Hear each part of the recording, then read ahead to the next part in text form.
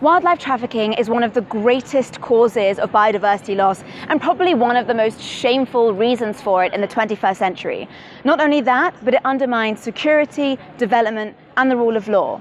One of the most visible biodiversity loss issues facing us in the 21st century is the illegal ivory trade and the poaching of elephants. It's reduced the population of elephants from 10 million to 400,000. It's tragic. So what is it about the ivory trade that is so lucrative? We're going to be talking about some of the issues facing the conservation world today with MEP Catherine Bearder. She is one of the most vocal MEPs on this issue right here in the European Parliament. She founded the cross-party group MEPs for Wildlife. She was the rapporteur on the EU Action Plan against wildlife trafficking. And if anyone has anything to do about this issue, it's Catherine Bearder. So we're incredibly lucky to be able to talk to her about these issues today. Some of the things we're going to discuss is this question of ivory trade and wildlife trafficking, but also we're going to talk about the UK. What happens after Brexit when we leave, and we leave all of these policies that are in place to protect wildlife? This is one of the biggest issues facing us today, and we're also going to talk about a number of other biodiversity issues.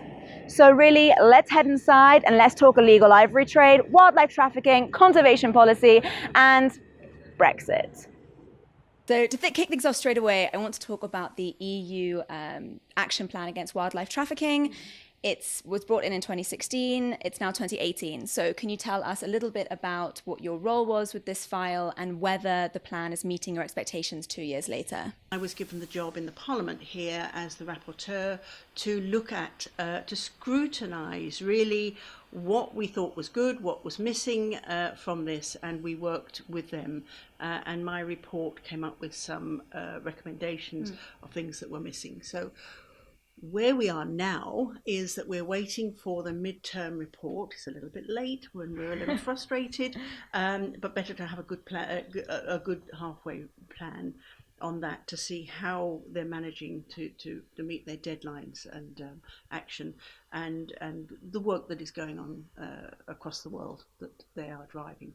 So obviously there's a lot of cross-party and cross-country work on this file. It's obviously very important for the future of wildlife conservation in the EU and outside of the EU.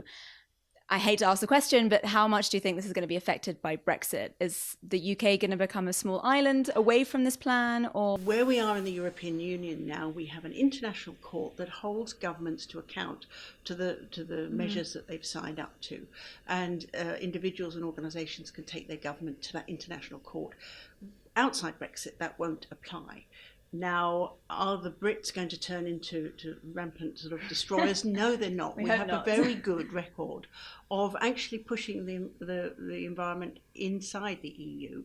So two effects. One, we have a government that can take their eye off the ball, and we haven't got those checks and balances. And two, that we are not part of that European network of ecosystems and legislation, and that is a real concern to me, that when it comes to Brexit we will start to see slippage.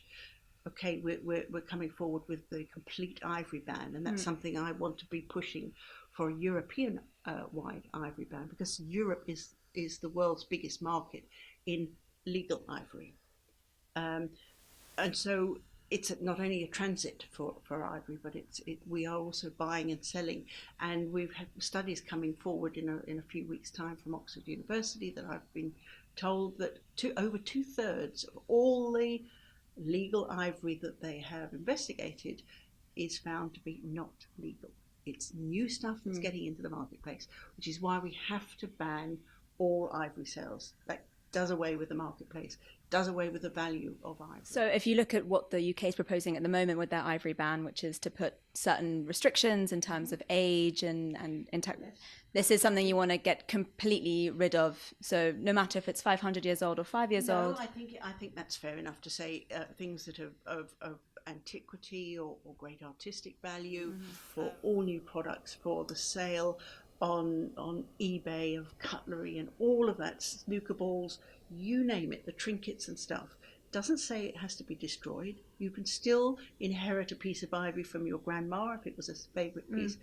you cannot buy it. It takes away that monetary value. Right. And if you take away the monetary value, it takes away the market that drives the killing and the slaughter of elephants. And do you think this will have a direct effect, for example, on groups such as Joseph Kony's Lord Resistance Army, who's using ivory to amass resources? Do you think that this will have a direct impact on those kinds of markets? Absolutely. Ivory is really cheap and easy. You shoot it once, you collect it, and it doesn't make a noise. You can pack it into shipping and send it on its way. And so it does feed into the criminal networks and the money that they use to create terrorism and disturbances around the globe, really. So really you could say that the illegal ivory trade and other wildlife crime and trafficking issues really are a centre pin of a lot of global development and security challenges, which is obviously something that EU should be incredibly concerned about. And we can't just say we're going to stop the poaching, because you stop it there, it popples up. This is a whole system and a whole marketplace, and it drives the poaching, but it drives the illegal, the contraband, it drives the trafficking gangs, it's money laundering, what happens to that money, the whole system. We have to look at the issue as a whole. And we talk about ivory, but there's also rhino horns in there. But one of the most slaughtered animals is a pangolin. And I don't suppose you even know what a pangolin is. I mean, it's hardly anybody knows. It's almost like it has mythical status almost. I mean, they are my favorite animals, so they are higher on my conservation issue list, but it's astounding. I spent 4 years, I'm married to a zoologist, studying nocturnal animals in Africa. I have seen the tail of a pangolin once going. So for all the hours I've spent at night in wild Africa, they are extremely rare, but we know because of the seizures of their scales that are taken for medicine, they're for Chinese medicine. It's a new animal on the medicines list. You go back 20 years, it wasn't on their list of medicines. But the biggest wildlife trafficked item is rosewood. It's a very sought after wood. It's very difficult to and once it's cut down, it's dead, and it's taking the habitat of so many creatures. So whilst we concentrate on ivory, and it's very iconic, and I have a special soft spot for ivory. You can see in my office, everybody gets very me much so. But that is just the tip of the iceberg. We have an enormous amount of work to do. For me, this sort of issue we can only tackle cross borders. It's a cross-border crime, and we have to work in cooperation. And that, for me, is why Brexit is such a disaster. There is a lot of focus on stricter legislative measures, and a lot comes down to the more bureaucratic image of the EU, spending a lot of time talking about things and not necessarily having the concrete actions. Should we, this is in your personal opinion, do you think there needs to be perhaps greater emphasis on funding anti-poaching groups in Chad, for example? We do. The European Union does an enormous amount of cooperative work, of funding, and it's not just chucking money at it, but it's chucking skills. We train the judiciary, the customs officers, so that the fighting corruption, all of these sorts of programs. But we also need to find alternative sources of income for people who are tempted as poachers. Yes. So you can't look at one thing in the whole. You have to look at it in the round. Today, when I finished talking to you, I'm going back to the African, Caribbean and Pacific Joint Parliamentary Assembly, who are meeting here in the Parliament. And this is a real topic of conversation that we're having there, and a report going through there. So working with Sub-Saharan Africa, the Pacific Islands, a lot of the fish, a lot of the shells come from, and the Caribbean as well, where the birds and the reptiles come from. So Europe is a big marketplace, but we have to work with these countries, with their elected representatives, with their staff, with the whole system, so that we can address this and treat our planet with respect. It is not a bottomless pit. We take these animals, that they come extinct, they've gone forever. And will I stop it on my own? No, of course I'm not going to. You but can try. you know, it's a bit like handing the baton on. We Yeah. must all do our little bit, and everybody's little bit will have a joint effort so that we can really address that. And that's why working cooperatively in the European Union, coming forward with an action plan, putting the resources, the political backing, and the work towards it will actually achieve more than sitting there wringing our hands. I think cooperation is clearly the buzzword that we've heard with you today. And I think what's clear also about this issue is that the shock factor tends to have a lot of power, especially amongst people day to day. That's why ivory potentially has had such a big image in the press. So you have an exhibition that's coming up in July. Can you tell us a little bit about that? Because I think that feeds into this visual image of wildlife trafficking.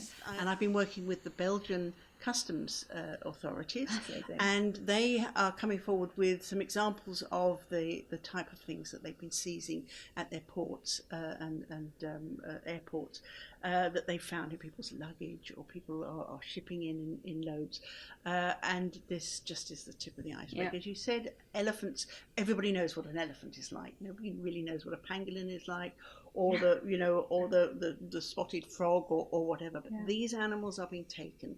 They are coming through Europe as a transit and a destination place for pet trade and what else. And so the Belgian customs are coming. We had all sorts of problems with how do we display them. We can't just put them out on tables. So how do we insure them, because they're illegal objects? Right, yes. All of these sorts of things. But it's all coming together, and I hope we will have a lot of support from the other MEPs. We have, I think, one of the princesses from the Belgian royal family coming to talk and to open the exhibition. So I'm very excited about it. Yes, and lots of experts to answer questions and answers. That sounds like a fantastic event. I will definitely be. I mean, there's absolutely no doubt that I'll be there. And I think it'll be definitely interesting to see the kind of things that people think it's okay to put into their suitcase and bring home, and not really think about their one of the items natural world. Is a crocodile skin bag. And I know that in some parts of the world, crocodiles are farmed, and that's so you have a legal trade, and so you have bags and things coming in legally. But in other parts of the world, you have crocodiles that are taken from the wild. So that is a good example of how having a legal market distorts everything else. So that I think will be a real topic of conversation. Well, I think what we've heard today is that it's an incredibly multifaceted and complex issue. I think all that's left to say is let's make this year the year of the elephant, but the year of the pangolin, the year of the rosewood, the tree, everything. So thank you so much for your time. This has been fascinating. Thank you so much.